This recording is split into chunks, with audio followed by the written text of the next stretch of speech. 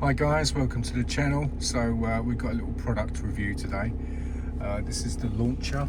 So this is the Professional 123E version 3. You can see the spec and the details there. So I've obviously powered it up. I've logged in with my email address, and I've done the software updates which were relevant for what I really need. So that was relatively quick and easy. It's nice and responsive, good size screen, very readable. But as I say, I've just updated with the updates applicable to me, so there is others in there. Obviously you can scroll through and see those. So what I'm going to do, I'm in my 6 series. It does have a little issue, DPF.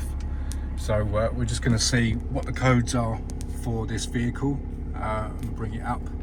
But obviously you can do diagnostic, pick your relevant vehicle. So in my case, obviously it'd be a BMW, and just go through and see what codes it comes up with. But obviously you need to be connected to the car to do that.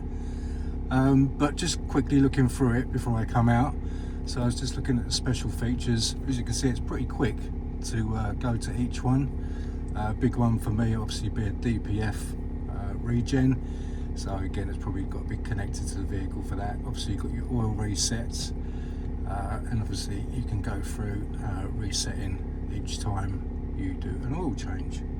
So exit that, okay. So you got your brake test, ABS bleeding, battery reset, electronic throttle. So there's lots of features there which are very handy ones, and pretty much generic on all the different models you go to.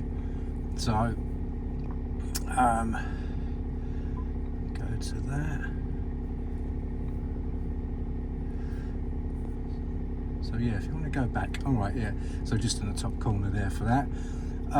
There's obviously you've got your profile. You can set that up as well. Other modules. So you got the TPMS for your run flat indicators. Then this BST 360.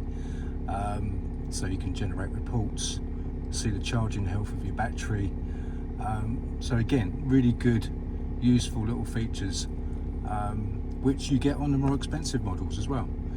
So as I say, I'm going to connect this to my car and run a diagnostic check. But going back to this again, so it's in a nice case. It's got a bit of weight to it. Obviously we're going through the cable, through the OBD socket. And we've got obviously a USB cable to do updates. So as I say, yeah, I'm going to connect it to the vehicle now and we're going to run a check.